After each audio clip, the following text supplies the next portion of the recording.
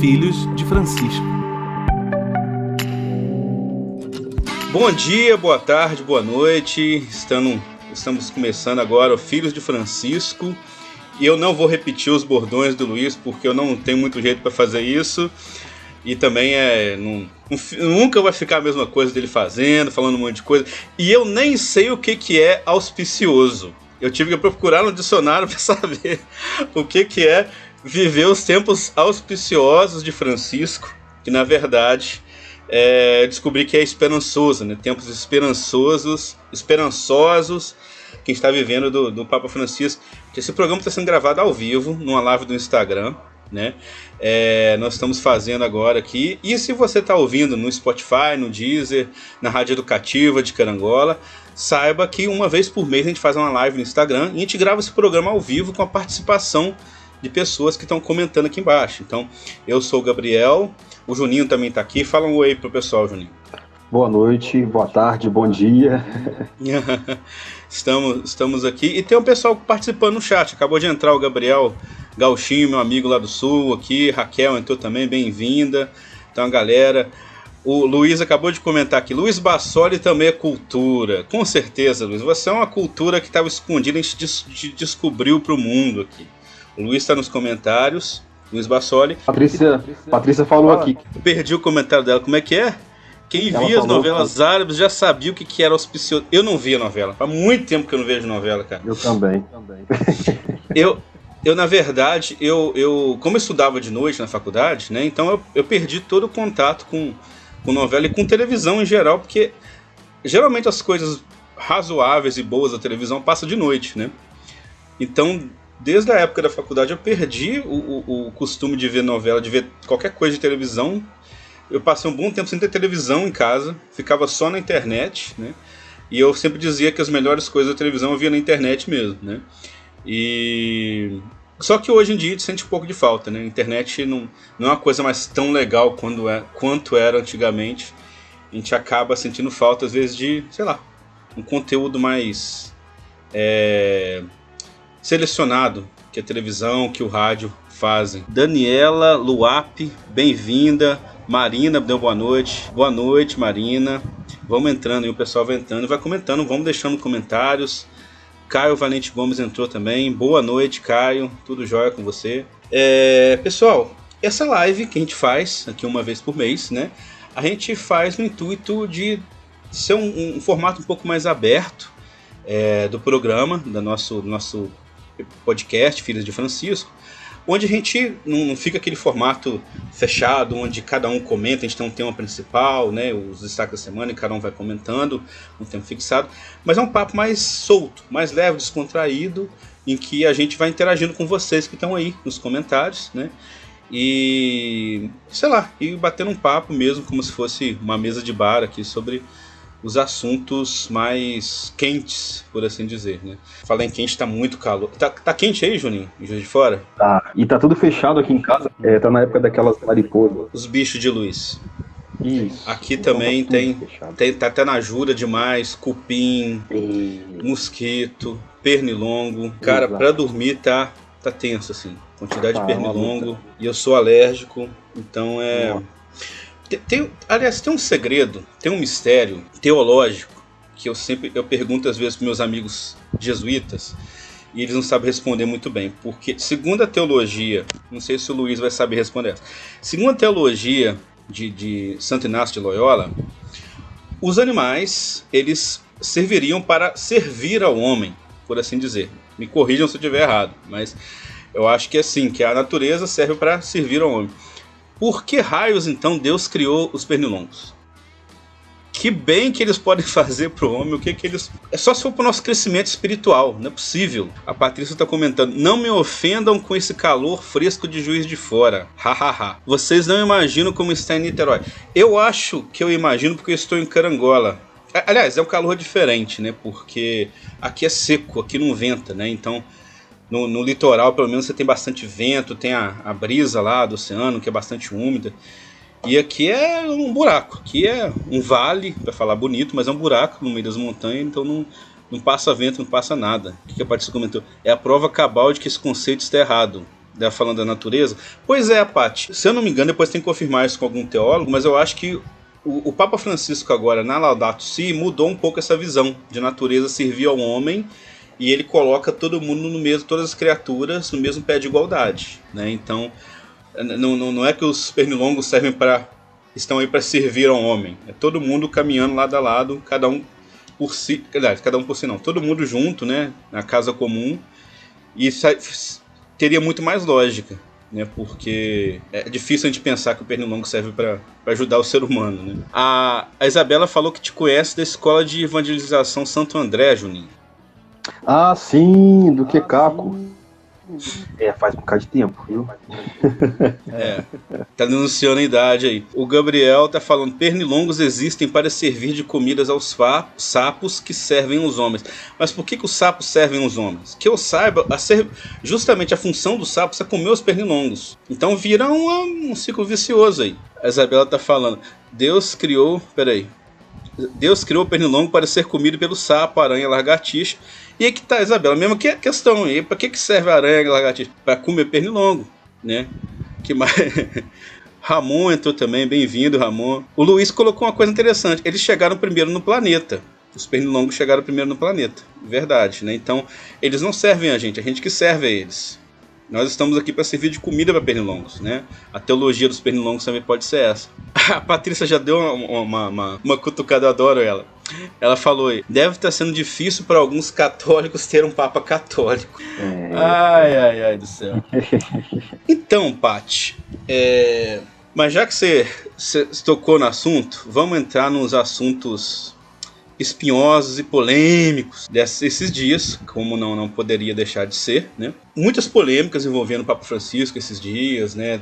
Começou lá no Chile com fogo nas catedrais lá, que o pessoal tava... O pessoal acha que Papa é tuiteiro, né? Que tem que comentar qualquer coisa que acontece, tem que ficar falando, né? E teve lá manifestações no Chile, que já vem um ano acontecendo, parece uma coisa tipo... Aconteceu em 2013 aqui no Brasil, está acontecendo lá no Chile, assim, em termos de proporção, né? Uma coisa muito grande. E aí, no meio disso, a gente teve, se eu não me engano, 2 igrejas incendiadas lá, né? E o Twitter, com certeza alimentado pela essa máquina, que o pessoal chama de máquina do ódio, gabinete do ódio, né? Que são ataques que você vê que são orquestrados, são muito bem... manipulados para ser um discurso muito bem feito, assim, igual, né? Você vê que é tudo muito organizadinho, né? Começou a atacar o perfil do Papa Francisco no Twitter, ficou um tempão lá nos trending topics. Falar, por que você não vai comentar sobre o Chile, não vai comentar sobre o Chile, não vai falar nada das igrejas do Chile e tal. E o pessoal, quem estuda isso, a gente conversou com a Mircele Medeiros, que gravou uns programas com a gente aí, é sensacional, ela é no Vaticanista, que entende muito a situação do Vaticano. E ela falou: gente, o Papa ele é um diplomata, ele é um chefe de Estado, então tudo que ele fala a respeito de outros países tem que ser muito bem pensado, muito bem analisado, sabe, as consequências, porque primeiro que ele não está no Chile para saber como é que funciona a coisa, com muitos detalhes assim, e segundo que mesmo quando ele sabe, o intuito dele deve ser muito bem pensado no sentido de que reação que pode provocar, né? Isso que aconteceu no Chile, a gente não sabe nem ainda quem foi que fez os atos, né? Porque a maioria da população que eu percebi, a maioria da população e dos revoltosos lá, pessoas que estão nas manifestações, repudiam esse tipo de ato, né? Não aprovaram isso. Parece que um deles era militar e tal, então pode ser gente infiltrada, pode ser gente da própria manifestação mais radical, né? Então parece que é coisa de pouca gente, de grupos isolados que fizeram aquilo. Então é muito complicado o Papa simplesmente fazer um tweet, né, e comentar alguma coisa assim, sem saber o que ele pode estar gerando ali. E isso serve para várias outras coisas, vários outros posicionamentos a respeito de políticas de alguns países, né? Mas hoje em dia tudo tem que ser imediato, tudo, sei lá, é uma confusão danada, né? E justamente um dia após a gente gravar esse programa, aconteceu um ataque terrorista muito triste numa igreja católica na França. E o Papa dessa vez foi muito rápido, né, em expressar sua solidariedade, em se manifestar, e ele no mesmo momento jogou a seguinte mensagem no Twitter: expresso a minha solidariedade à comunidade católica de Nice, em luto pelo ataque que semeou a morte num lugar de oração e consolação. Rezo pelas vítimas, por suas famílias e pelo amado povo francês, para que possa reagir ao mal com o bem. A gente pode pensar talvez em vários motivos pelos quais ele não expressou, né, dessa mesma forma em relação às igrejas do Chile, né? Mas acredito que uma coisa é certa: quando envolve vidas, a resposta do Papa é muito rápida, né? Então isso realmente parece ser uma prioridade para ele. Você falou alguma coisa, Juninho? Sobre essa questão do Chile, é algo que nós não podemos parar no fato atual. Temos que olhar a história recente, né, desde 1973, com o golpe de Pinochet, que introduz uma política neoliberal muito parecida com o que o Paulo Guedes quer instituir aqui no Brasil, que pode nos dar alguns vislumbres do que pode vir a acontecer no futuro no Brasil. O Luiz está comentando aqui: tem que lembrar que a Igreja Católica do Chile foi bastante desmoralizada pelos crimes da pedofilia. Parece que os católicos esquecem de como às vezes tornamos odioso o evangelho ao mundo. Nossa, Luiz, isso é uma coisa muito, muito delicada e importante, né? A gente, enquanto cristão, como católico, a gente tem que ter essa noção. Às vezes as pessoas que estão de fora da igreja, que estão de fora das igrejas cristãs, né, não veem o que a gente vê da parte boa, né? Até porque muitas vezes o que é bom, o que faz o bem não quer se mostrar, né? Nem sempre isso aparece, né?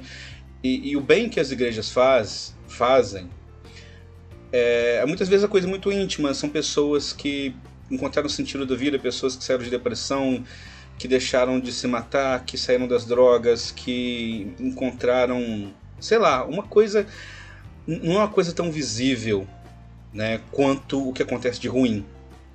E quem vê de fora muitas vezes só pega a parte ruim mesmo de tudo, né? E lá no Chile, a gente até comentou isso no programa uma vez, a coisa foi tão pesada que quando o Papa foi lá, tinha um bispo que estava sendo acusado de acobertar um caso de pedofilia. Acho que vários, não lembro se era um caso de pedofilia ou vários casos. Acho que são vários casos cometidos por um padre, né? E um bispo estava sendo acusado, e o Francisco perguntou para os bispos do Chile, né? Ele tentou se informar, e disse: não, isso daí são falsas acusações, não tem nada a ver isso, né? E tal. E o Francisco toda hora lá sendo pressionado pelos repórteres no Chile para responder sobre essa questão da pedofilia desse bispo. E ele fala não, que tal, e não dando atenção para isso. Só que ele ficou meio com a pulga atrás da orelha, e quando ele estava voltando, ele pediu para investigarem isso mais a fundo e descobriu que realmente tinha fundamento as acusações do bispo que estava sendo acusado de acobertar a pedofilia. E Francisco ficou tão... ele levou isso tão a sério que ele chamou todos os bispos do Chile para uma reunião. E depois dessa reunião, todos os bispos do Chile se colocaram à disposição, colocaram seus cargos à disposição do Papa, se ele quisesse aceitar a renúncia deles. Então, se eu não me engano, eu acho que 9 ele acabou aceitando a renúncia. Isso é de uma seriedade gigante. E isso, claro, abalou muito a igreja no Chile. Então a gente tem que, como o Luiz falou, a gente tem que levar em consideração isso, né? Que às vezes as pessoas que se revoltam, elas têm uma visão, vê isso, né? E causa muita revolta você imaginar que essas coisas são feitas em nome do evangelho, né? Pedofilia, acobertar casos de pedofilia e tanta coisa negativa que a gente vê nas igrejas, né? Então, às vezes, eu acho que eu não concordo de forma alguma, eu acho vandalismo, brutalidade, idiotice, eu acho que é um desserviço quem ataca templos religiosos, quem ataca essas coisas, quem ataca a instituição. porque ainda mais na América Latina, que são países cristãos, você só vai incitar uma disputa de narrativas, e o fundamentalismo se alimenta disso, sabe? Tudo que o fundamentalismo precisa é de jogar imagens no WhatsApp de pessoas queimando igreja para falar, olha só como o mundo está perdido, a gente precisa se armar contra isso, e aí surge todas essas loucuras que a gente está vendo acontecer, né? Mas às vezes dá para entender um pouco também, pelo menos entender como funciona a cabeça de quem tem esse rancor tão grande, né? Maria Júlia acabou de entrar. Oi, Maju. A Maju, uma das nossas fãs número 1, também está sempre ouvindo, sempre maratonando tudo. Sara HD Drag entrou também. Bem-vinda, Sara. Luiz comentou de novo. Desde que Jesus expulsou os vendilhões do templo, não houve uma limpa tão grande quanto o que Francisco fez no Chile. Verdade, né? Verdade. É como se ele pedisse a toda a CNBB para renunciar. Sim, e isso... Francisco expõe muito a igreja, né, gente? Francisco, ele não tem medo de falar, olha, a gente erra e vamos botar cara a tapa, sabe? Vamos limpar isso tudo, né? E isso é bom a gente dar os méritos, né? O Bento XVI já começou com isso, né? Desde que ele era cardeal, prefeito da Congregação para a Doutrina da Fé, lá do João Paulo II, que ele ajudou João Paulo II a fazer o meia-culpa da igreja, né, que quase que daquela forma nunca tinha sido feita nos 2000 anos de igreja, e no ano 2000 eles fizeram o pedido de perdão histórico por muita coisa. E aí Bento XVI já tinha um pouco essa política de não passar muito pano para as coisas da igreja, por incrível que pareça, por mais que a imagem dele às vezes seja diferente. Você pegar ele, tanto para ele pedia desculpa pelas coisas que ele fazia de errado, pelos comentários que ele fazia que não soavam muito bem, né, que às vezes causavam polêmicas, ele se colocava, pedia perdão, ele tinha isso. Quanto em relação à igreja, ele nunca escondeu os podres da igreja, né? Só que ele não teve muita força para enfrentar isso. Então chegou o momento que ele decidiu passar o cajado, né? E quando o Francisco assumiu, ele passou essa missão para o Francisco, entregou uma pastinha lá, falou, você vai enfrentar isso daqui e não tenha medo de expor esses erros todos, né? Luiz está falando, Bento XVI fez um trabalho como Papa de limpa no que se refere à nomeação de bispos e limpeza nas dioceses, mas sem muito alarde. Como ele disse na eleição dele, que ele era um vinhateiro na obra do Senhor. Vinheteiro. É vinheteiro ou vinheteiro? Vinheteiro eu acho que é aquele cara lá do Pânico, né? De vinheta. Vinheteiro eu acho que é de vinha. É verdade. Ele era um vinheteiro na obra do Senhor e podou a vinha mesmo, né? Com certeza. E Francisco está escancarando ainda mais isso tudo, né? Então é uma coisa que a gente que é católico não está acostumado, né? Porque a gente está acostumado a falar, olha, a igreja é perfeita, é santa, imaculada e a gente só tem que defender ela e ser apologético o tempo todo. E agora a gente está vendo que não é assim, sabe? A gente, por mais que a gente acredite que a gente acredita na nossa igreja, que ali se encerra o que é a melhor versão de cristianismo, no nosso ver, né, por assim dizer, mas como diz, né, falar que as portas do inferno não vão prevalecer sobre a igreja não quer dizer que a igreja tem que ficar de braços cruzados e falar, não, beleza, a gente nunca vai errar, né? Muito pelo contrário, né? Se até Pedro errava lá no começo, né? Quem somos nós hoje para não errar muito também, né? Gente, o Juninho sumiu aqui. Falei pro Juninho voltar, nem que fosse nos comentários aqui, né? Que nem eu tô conversando com o Luiz. O Luiz está falando, presenciei na minha diocese essa ação de Bento XVI. Ele falou, sim, sempre temos que respeitar a igreja, porém não podemos, nesses tempos, fingir que não estamos vendo o que está aí. É o que a gente tenta fazer no podcast, né, gente? A gente não tenta passar pano para nada. A gente acha que a grande função nossa, enquanto igreja, é o tempo todo tá fazendo esse meia-culpa, né? E fazendo, a começar por nós que a gente consiga ser melhores o tempo todo. E acho que acabou o tempo de ficar de braços cruzados, né? Com certeza. Débora Goulart entrou também. Poli, não sei se está aí ainda. Vovó Eliana. G.O. São Lucas. O Juninho falando, graças ao maravilhoso serviço de telecomunicações privatizadas em 1993, salve o engano, nos oferece serviço de qualidade. Foi em 98 a privatização, Juninho. Assim, é uma polêmica, né? Porque antes de privatizar, a gente mal tinha celular no Brasil.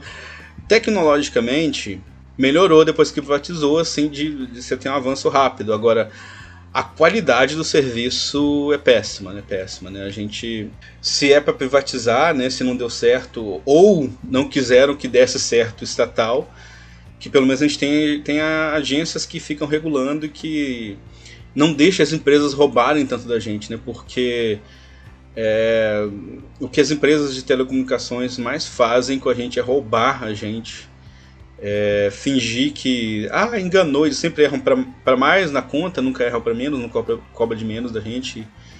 E atire a primeira pedra que nunca passou muita raiva com a Oi, com a Vivo, com a Claro, com a TIM, né?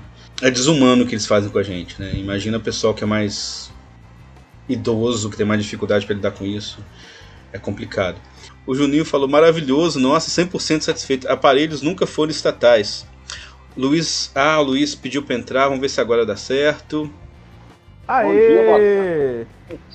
O bom é que você apareceu, muita gente tava curioso pra saber quem que era Flamengo, né? o flamenguista Luiz aí. Hélio Rão entrou, bem-vindo, Hélio. Dai Prates entrou aqui, bem-vinda. Daiane de Teoflotone. A vovó Eliana tá aí, minha prima. Você é prima da vovó? Prima da vovó Eliana. A gente tava falando do Chile. Então, só para a gente fechar essa parte, é só acrescentar que a gente tem que tomar cuidado com o que aconteceu lá, para manipulação, seja qual for, né? Qualquer das duas, tanto a manipulação de esquerda quanto de direita, no caso do incêndio das igrejas, né? Mas entender o contexto de que é uma comunidade, um país que está muito ferido e que a Igreja Católica ficou muito desacreditada, que era o que a gente estava comentando, e a gente não pode esquecer isso, né? Eu acho que quando a gente fala em contrição pelos nossos pecados, a gente tem que pensar isso coletivamente também, né? E essa contrição de reconhecer os nossos erros... Você tocou num ponto, Gabriel, que a gente ficou muito acostumado nos últimos anos na Igreja Católica do Brasil, especialmente em ambiente carismático, que é o nosso ambiente de origem, né, na fé, com uma visão muito ufanista da igreja. E ufanista no sentido de, não, nós somos os tais, somos os maiores, somos os melhores, somos a igreja verdadeira. E isso não corresponde à pregação de Jesus. Nós somos pequenos, nós somos pobres, nós somos miseráveis. Francisco andava de marrom, Francisco de Assis, ele andava de marrom representando a contínua contrição dele, o reconhecimento de ser pecador. Então, é aquela parábola de Jesus, né? Entre o fariseu e o publicano no templo. E a gente começamos até a ter uma coisa negacionista na igreja do Brasil em relação aos pecados da igreja, por exemplo, escravidão. O Papa, outro dia, o Julinho comentou, né, num episódio aí sobre essa questão, quer dizer, a igreja... O Papa Francisco disse recentemente o absurdo que foi o tempo que a igreja levou para assumir o erro sobre a escravidão. Sim. Né? E a gente fica com a dificuldade de assumir. A gente é pecador mesmo. A igreja é santa e pecadora. Ela é a nossa mãe, como no sentido teológico, no sentido lá de Apocalipse, né? É mãe, mas nós constituímos esse corpo, que é a igreja. E eu sou pecador, você é pecador, nós somos pecadores, então a gente não precisa... E essa cobrança sobre o Papa, além de ser uma coisa absurda, né? Cobrar o Papa. Vamos cobrar o Papa. Peraí, o que isso virou aqui? Vamos cobrar o Papa? E é engraçado que são as pessoas que mais falam de obediência, né? Isso é curioso. A estratégia olavista de se fazer o que eu condeno o outro. Quer dizer, eu faço... aquilo que eu digo que o outro faz, mas eu que faço, né? Que vem do Steve Bannon, né? Sim, o grande guru, atrás até do Olavo de Carvalho, é o Steve Bannon, que eu acho muito engraçado como é que ele fala tanto assim que a gente está vivendo uma conspiração mundial do George Soros, globalista, que tudo é uma conspiração dele, de esquerdista, para destruir tudo, que é exatamente o que ele faz, o Steve Bannon. Ele é o grande conspirador, ele é a grande pessoa que está por trás de... E eu já vi ele outro dia falando que quer derrubar o Papa. Ele afirma isso, né? Não sei o que ele tem em mente, o que ele quer com isso, como ele quer fazer isso. Mas ele está por trás disso tudo, ele está por trás disso que está acontecendo no Brasil, em outros lugares do mundo, essa pressão em cima do Papa, essa lavagem cerebral nos católicos, infelizmente, que a gente está vendo o tempo todo acontecer, né? Que eles parecem que não pensam mais, só vão na onda, né? O grande poder que um Papa tem é o mesmo poder que um bispo tem. Às vezes a gente cobra muito dos bispos, mas o bispo ele já trabalha com a realidade que é o clero que ele tem, o povo que ele tem. Às vezes a gente cobra muito, né? Porque o bispo não faz nada sobre determinado padre, né? Mas é difícil, porque o bispo, como uma vez um bispo falou comigo sobre um padre que estava causando escândalo na diocese dele, ele era pai. Se o nosso filho começa a errar, a agir de forma inadequada, a gente não deve pôr para fora de casa. Né? A situação do bispo é complicada. O grande poder que um bispo tem, talvez o maior poder que o bispo tem, é ordenar padres. A melhor herança que um bispo pode deixar para outro bispo não é o caixa tá bom na diocese. Isso é importante, né? Mas não é o mais importante. O mais importante é o clero que ele ordenou. É a ordenação que ele fez. E o Papa, e aí a gente entra até num outro tópico recente, né? O Papa, ele tem sido muito criterioso na nomeação não apenas de bispos, mas, porém, também na nomeação de cardeais, que vão eleger o próximo Papa. Já fez um novo dicastério agora, com nomeações surpreendentes. Um bispo, o cardeal de Washington, né, que é afro-americano, enfim. O Frei... O Papa realmente... O pregador do Papa lá, o Cantalamessa, né? O Cantalamessa, esqueci, que é uma figura emblemática para a renovação carismática, né? E a Mirticelli até apontou que ele nomeou o arcebispo de Santiago do Chile. Quase como uma resposta, diz todo mundo exigindo uma resposta de Francisco, que pode ter sido uma resposta simbólica interessante também, né? E nesse contexto também ele nomeia lá eu esqueci a função, mas o responsável pela Basílica de Assis, né? Lá que cuida dos restos de Francisco de Assis.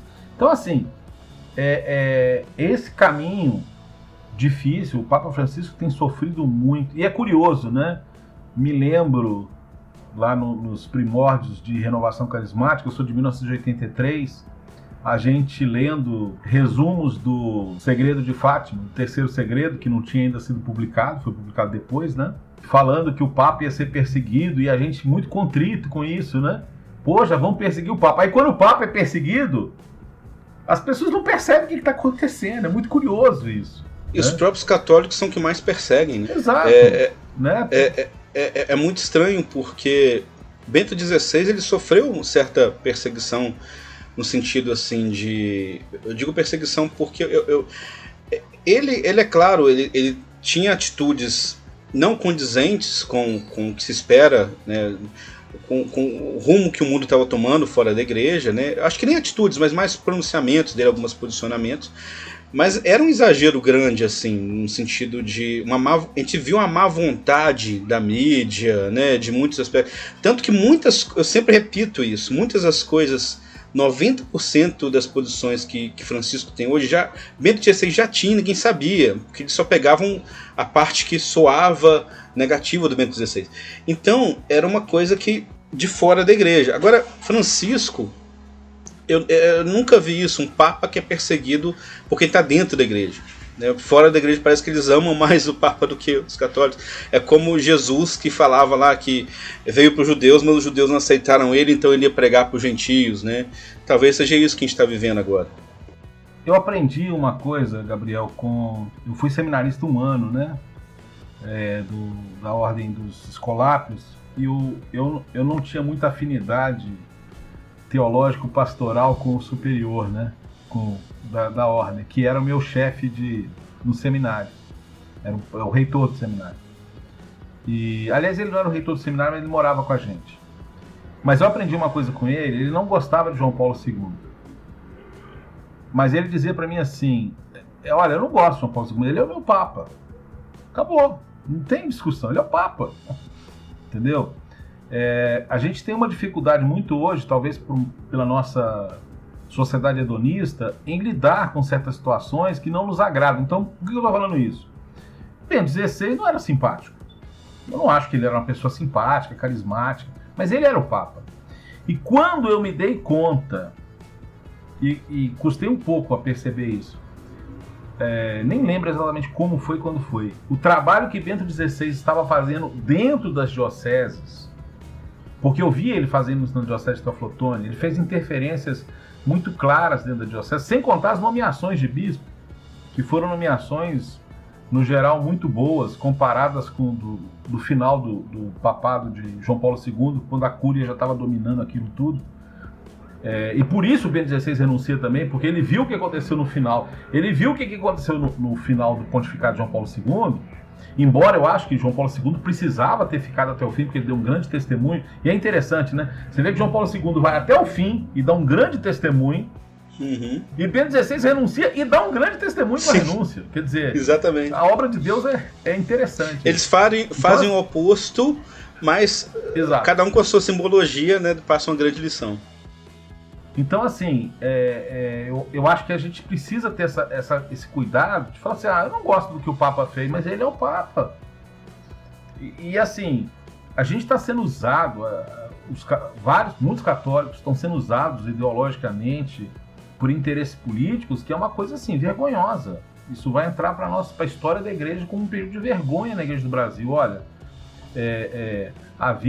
eu me lembro, por exemplo, eu também não sou muito simpático ao Dom Odilo, aqui, o cardeal aqui de São Paulo, mas eu me lembro quando eu entrei no Facebook para defendê-lo dos ataques que ele estava sofrendo, ordenado pelo Olavo de Carvalho. O Olavo de Carvalho soltou a matilha, porque aquilo é coisa de cachorro. Ataque o Dom Olavo, que ele é comunista. O Dom Odilo, né? Eu fui no Facebook para defender Dom Odilo, porque não faz sentido atacar. Se eu tenho uma discordância pessoal por alguma coisa, eu não gosto de Dom Odilo por A ou por B, isso é uma coisa. Lógico que eu não estou falando aqui de situação de passar pano para crime, não é nem o caso do Dom Odilo, estou dando como exemplo.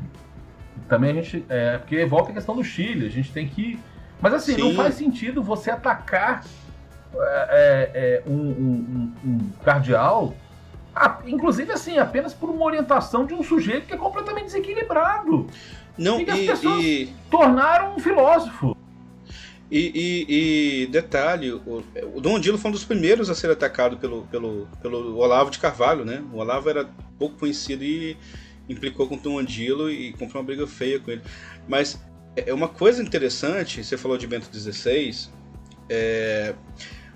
a teologia da libertação, claro que nunca foi simpática com Bento XVI, e especialmente o Leonardo Boff, que tinha um problema pessoal com Bento XVI, né? Com Ratzinger, eles tiveram... Foi o Ratzinger que silenciou o Boff, então eles tiveram uma desavença pessoal séria, né?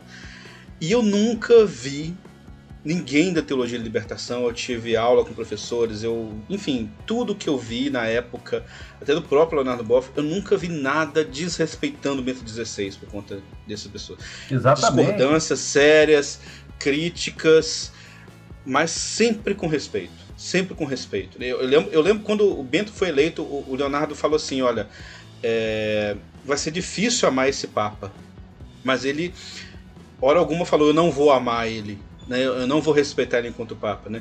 Porque senão não faz sentido ser católico, e ser católico é fazer parte de uma família, né? E família, você discorda do seu pai, você às vezes tem rixas pesadas com seu pai, mas é o seu pai, né? É a sua mãe que está ali, então... Se não for isso, não faz sentido, né? E é muito, muito estranho que isso, que nem você falou, esteja vindo exatamente das pessoas mais conservadoras, que antes tanto falavam em obediência, sabe? As pessoas que mais falavam em obediência são as que primeiro estão sendo as menos obedientes de tudo, assim, é muito estranho, muito estranho. Mas muito então, complicado. Gabriel, quando saiu o filme Os Dois Papas, o Leonardo Boff escreveu um artigo dizendo que não acreditava no que estava do filme, porque o Ratzinger jamais elevava a voz. Sim. E o Leonardo Boff foi aluno do Ratzinger, né, na Alemanha.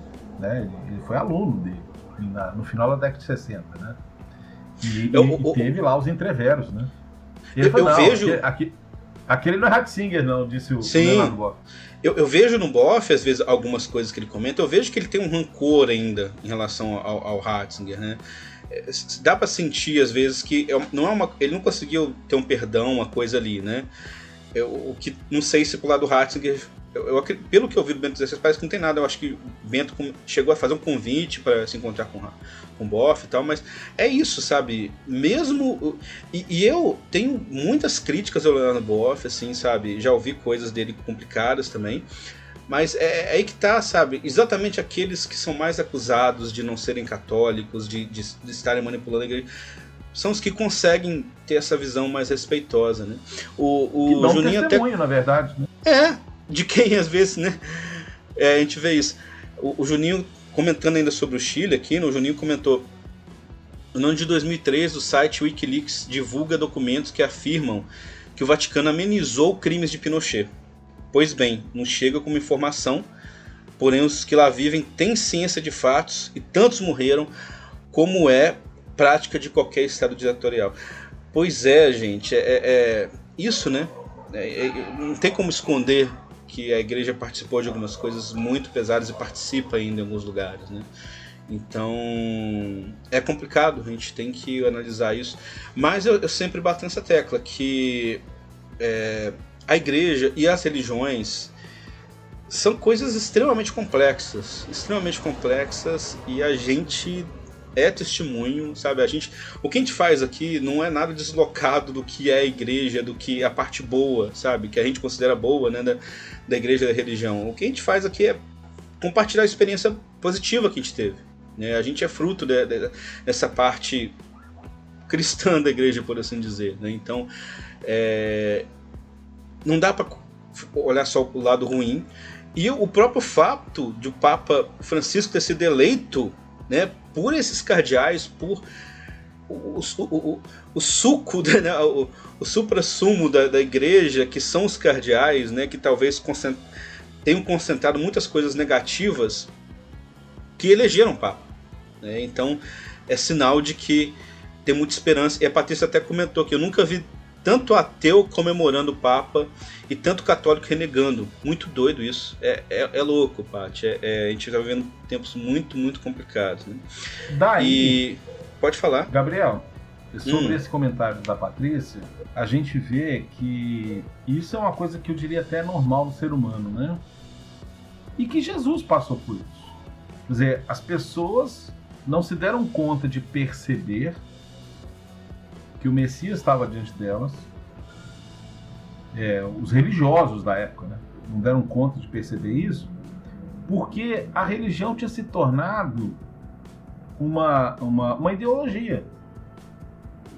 Então, quando a religião se torna uma ideologia simplesmente, a pessoa se apega àquilo e não consegue abrir a cabeça dela de perceber que o mundo vai além. A Meiticelli publicou hoje no Twitter, né, um comentário que Dom Odilo fez essa semana sobre que a declaração do Papa a respeito da necessidade de leis, né, vamos dizer dessa forma, né, que possam abrigar a condição dos homoafetivos, né, que possa protegê-los, do Dom Odilo comentando que isso não era novo. Aí eu comentei, bom, de fato não é novo. Se a gente olha o catecismo da igreja, você pode interpretar que se o catecismo da igreja diz que a sociedade tem que respeitar e não pode discriminar o homoafetivo, e o catecismo da igreja fala isso, você pode concluir que leis que protejam a condição do homoafetivo não são imorais. É uma consequência lógica. Isso eu estou falando do catecismo da igreja católica. Se você pensar em termos éticos, evangélicos, é muito mais que isso. Mas vamos pegar no sentido jurídico da igreja. Então Dom Odilo falou, não, que isso não é novo e tal. Aí eu comentei, ironicamente, que, de fato, não é novo. O que o Papa disse, se a gente for olhar, não é novo. Mas por que causou tanta surpresa? Porque é novo. Ninguém se surpreende com o que é velho, né? Tem muito de novo, com certeza tem muito de novo. Mas aí eu acrescento um pouco. Se as ideias não são novas, infelizmente, a discriminação também não é nova. Há pouco menos de um mês atrás, um famoso sacerdote católico, uma referência de catequese no Brasil, publicou um texto que praticamente dizia que fazia sentido a família discriminar o filho homoafetivo ou a filha homoafetiva. Ele pode ter sido infeliz, eu não vou tomar a obra dele por uma frase, porque a gente tem que tomar muito cuidado com isso. Ele pode ter errado feio, para mim ele errou, porque eu acho que comunicação não é o que eu falo, comunicação é o que o outro ouve. E na evangelização isso é muito importante, né? A gente tem que se deixar claro. E ele não foi claro, ele errou, né? Bom, estou dizendo isso por quê? Porque o Papa Francisco deu uma ordem, vamos dizer assim. Nós temos que mudar o nosso ponto de vista a respeito das pessoas homoafetivas. A gente tem que pensar no sentido de acolhimento e amor. Ponto. Isso já aconteceu em relação às pessoas divorciadas, como é o meu caso. A visão hoje da igreja é completamente diferente de 30 anos atrás. Não significa que a doutrina mudou. Porque a doutrina ela não precisa mudar para que a gente ame, gente. Não precisa, né? E eu acho que a Patrícia, quando coloca isso da comemoração do Papa, é porque as pessoas viram gestos de amor e isso chamou atenção. E aqueles que se incomodaram demais é porque a ideologia delas foi tocada. E a ideologia não é fé, fé e ideologia são coisas diferentes. Sim, sim. Era esse tema que a gente ia finalizar mesmo e que, enfim, não tem como fugir dele, né? Acho que foram 20 segundos da fala do Papa que vazaram, né, que foram divulgados e que causou uma discussão gigantesca, assim, né? Para quem tá fora, às vezes parece simples, parece que o Papa liberou a união civil dos homossexuais e tal, mas quando a gente vai analisar tudo que está por trás disso, da doutrina da igreja, o que mudou, o que não mudou, o que significa, qual o poder simbólico disso tudo, é extremamente complexo, né? Eu conversando com a Mirticelli também, vendo e tal, e lendo bastante, eu peguei coisas do Papa antigas e tal. A conclusão que eu cheguei é o seguinte: ele não mudou o pensamento dele sobre isso, né? Ele, desde cardeal, ele já pensava dessa forma. E quando os cardeais elegeram ele como Papa, sabiam que ele pensava assim. Tinham certeza, porque ficou público, ele chegou a público, teve discussões sobre isso lá na Argentina, né? Ele foi tudo muito às claras, né? E até Bento XVI provavelmente sabia disso tudo, sabia que quando ele renunciou, ele sabia que o Bergoglio podia ser eleito, porque já tinha tido uma votação expressiva no último conclave, né? E assim, tudo que a gente vê depois é que eles continuaram muito próximos. Então, isso eu acho bonito, porque Bento não pensava assim, né? Então, o último pronunciamento oficial da igreja, se não me engano, de 2003, né, quando Ratzinger era cardeal de João Paulo II, era contra as uniões homoafetivas civis, né? E Bergoglio sempre pensava assim, virou Papa depois. E Bento XVI continua com um respeito gigantesco por ele. Os dois têm um respeito mútuo muito grande, né? Mesmo com essa discordância.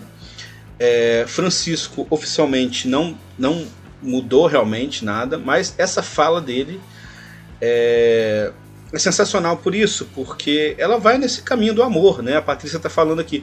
Exatamente, quando a gente percebe o amor e a tolerância sendo comunicados pelo líder da igreja, surpreende positivamente, né? Não deveria, mas surpreende. Exatamente. Não deveria. Esse é o problema. Bento XVI, eu me surpreendi positivamente quando eu comecei a ler as encíclicas dele, os escritos dele, que eu acho que tem muita coisa bonita ali, né? A parte mais bonita dele está escondida, mas às vezes o que vinha à tona dele não transparecia, não tinha esse ar tão acolhedor, tão misericordioso assim, realmente, né?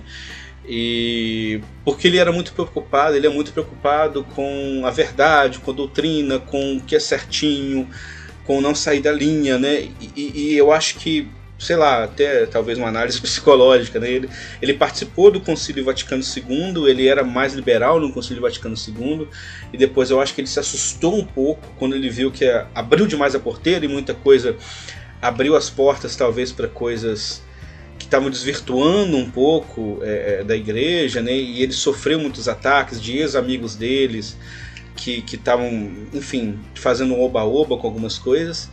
Então ele ficou mais conservador e ele passou a se dedicar a isso, a perseguir o que na visão dele era muito correto, né? Mas o próprio ato de renúncia dele, possivelmente, como a gente falou, abrindo espaço até para um Bergoglio da vida, foi um ato gigantesco de mostrar essa abertura, né? De humildade, de mostrar abertura. E hoje, assim, tem uma proximidade gigantesca com Francisco. Os dois têm um carinho gigantesco. Tem um diálogo muito bom, apesar... E aí, o mais interessante é que o que eu me lembro de discordância dos dois é isso, a questão da união civil homoafetiva e a questão dos divorciados, da comunhão com os divorciados. Eu não consigo me lembrar de mais nada de discordância pesada, né? O estilo é completamente diferente. O estilo de Francisco é muito mais acolhedor, né? Mas eu não sei se você lembra, Luiz, alguma diferença forte deles, assim, doutrinal. Porque é aquela história, não tem nem muita margem de manobra, né? Eu acho que a questão na igreja tá muito mais em relação à prática pastoral do que qualquer outra coisa. Doutrina é a mesma. Mas como você pratica essa doutrina é que vai fazer a diferença. Esse caso dos homoafetivos, uma vez eu li um texto de um padre americano, não me lembro agora o nome dele, mas ele tinha um trabalho pastoral muito intenso quanto à questão dos homoafetivos. E ele dizia assim, mas Jesus não mandou que a gente amasse as pessoas todas e que a gente cuidasse daqueles que eram perseguidos ou daqueles que se sentissem excluídos? Então nós temos que amar os homoafetivos. É uma coisa tão óbvia isso que ele falou. Mas aí tem aquela história, tem toda uma carga ideológica profunda, que a gente tem até que, com certas pessoas, a gente tem até que ter uma certa paciência. Porque assim, não é fácil para todo mundo lidar com isso. O problema é quando isso é usado como instrumento de poder, como está acontecendo na igreja hoje, né? E o que torna a igreja, o que tornou a igreja possível estar presente até hoje no mundo, claro que é a presença do Espírito Santo, mas é a presença do Espírito Santo que nos une e fala assim, olha, como citamos aí o caso da posição da teologia da libertação, que mesmo durante o papado de João Paulo II, permaneceu na igreja. Não fundaram outra igreja. Os conservadores fundaram lá a Fraternidade Pio X, antes de ser a Fraternidade Pio X, fundou outra igreja. A teologia da libertação ficou, esperando a onda passar, no sentido de que... E aí é uma coisa importante.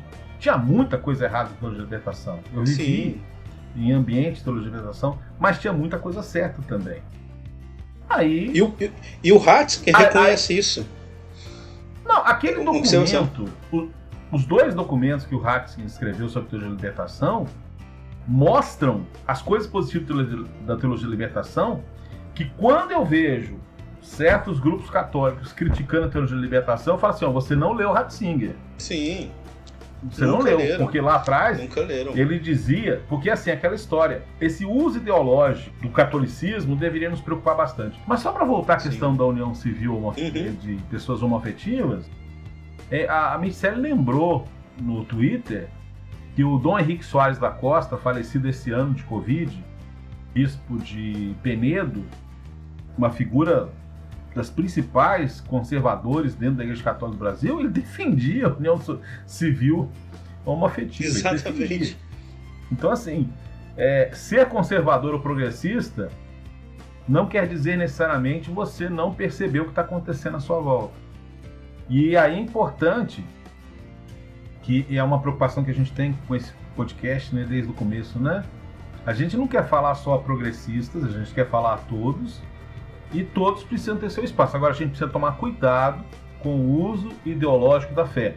Da mesma maneira que muitas pessoas usaram lá, no período da teologia da libertação, os que usaram a igreja ideologicamente naquele período e se afastaram, Hoje está acontecendo o contrário, né? Então, assim, estava errado lá, está errado agora.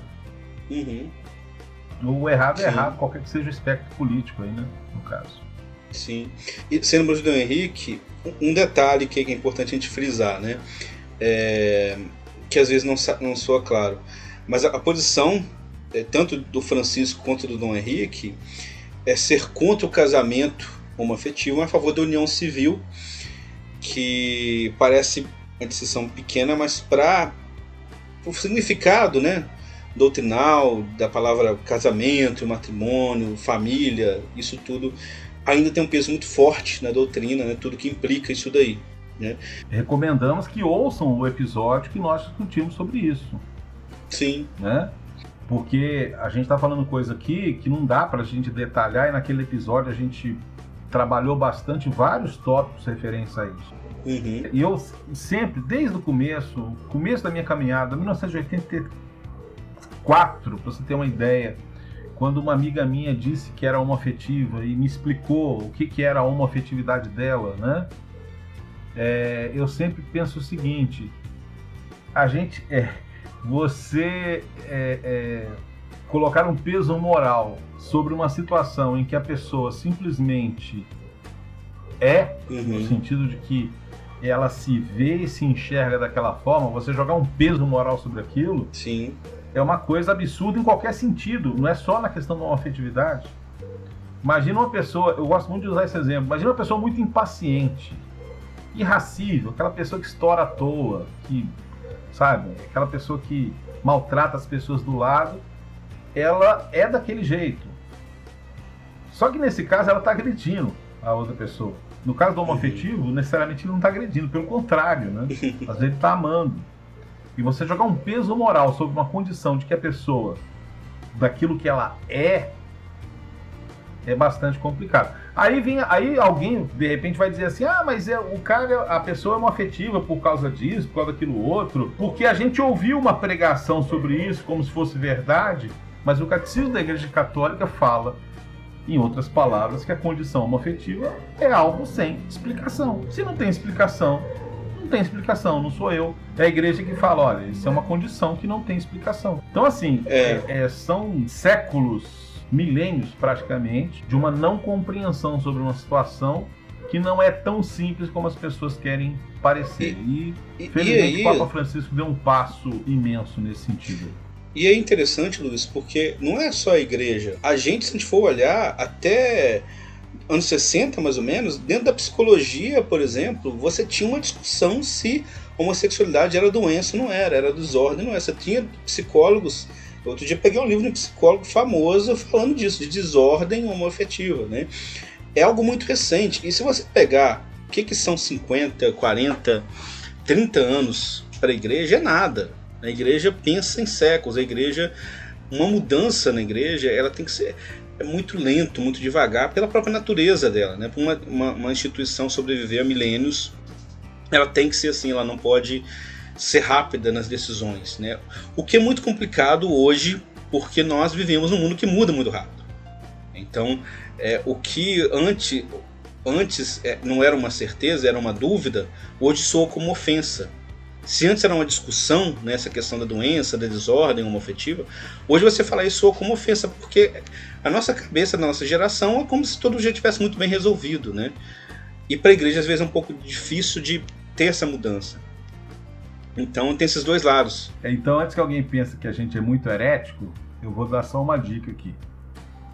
Se você acha, se você pensa, se você não entende que a condição homoafetiva não seja nada mais nada menos do que um pecado e que todo homoafetivo é um grande pecador, a dica de Jesus é: ame o pecador, deseje o melhor para ele, queira o melhor para ele, espere que ele seja profundamente abençoado por Deus, independente dele ser pecador. Isso é o Evangelho. Eu não estou inventando nada aqui. Sim. A gente pode discordar, eu e você, a gente não discorda, mas quem está nos ouvindo pode até pensar assim: não, mas eu acho que isso é sem vergonhice. Tudo bem, ame o sem vergonha E amar o sem vergonha significa se colocar no lugar do outro, carregar as dores do outro, desejar o bem pro outro. Isso é evangelho. Isso aí não tem ponto de discussão. Se você acha que o homoafetivo é seu inimigo, amai os vossos inimigos. Ponto final. Sim. O evangelho não... aí volta aquilo que eu falei, a doutrina não muda. A prática é que faz a diferença. Sim. Um abraço pro pessoal lá em Volta Redonda que está nos acompanhando. O Paulo e a Carminha. Um abraço para você. Pessoal, esse assunto daria pra gente ficar falando aqui horas e horas, com toda certeza. É muita coisa para falar, muita coisa para discutir. Muito obrigado para vocês que estão acompanhando a gente até agora. Para você que está ouvindo a gente aí, não esquece de acompanhar a gente na sua plataforma, no Deezer, no Spotify. Clica lá em seguir para você ser notificado sempre que tiver um episódio novo, podcast, né? Para quem está ouvindo a gente na rádio também, depois entra na internet, procura lá no YouTube também, né? Ou nas outras plataformas de podcast também. Para você ouvir os episódios antigos, acompanhar a gente, deixar os seus comentários, mande e-mail para nós se for o caso, também tem na descrição o nosso e-mail, nas nossas redes sociais. E vamos seguir em frente, né? E agora que o Luiz está aqui, eu vou deixar ele falar a famosa frase dele no final para encerrar. Eu tenho abrindo o texto aqui, meu amigo. Você não sabe de cor até hoje? Se Jesus... Não, a vantagem do bordão é essa, sabe? A vantagem do bordão é que a gente fala, mas a gente tem um roteirinho aqui, cara. Senão não sai não, né? Mas eu quero agradecer a todos que acompanharam a gente aí, que participaram conosco. E a gente espera vocês aí nos próximos podcasts. E lembre-se que se fôssemos gravar, se tudo que Jesus disse e ensinou fosse falado em lives e em podcasts, né? Não haveriam lives e podcasts que seriam capazes, no mundo inteiro, de guardar tudo que Jesus fez por nós. Isso faz parte do nosso tempo auspicioso, Gabriel. Uma semana auspiciosa para todo mundo. Um grande abraço, pessoal. A todos que nos acompanharam. Tchau, tchau. Até mais.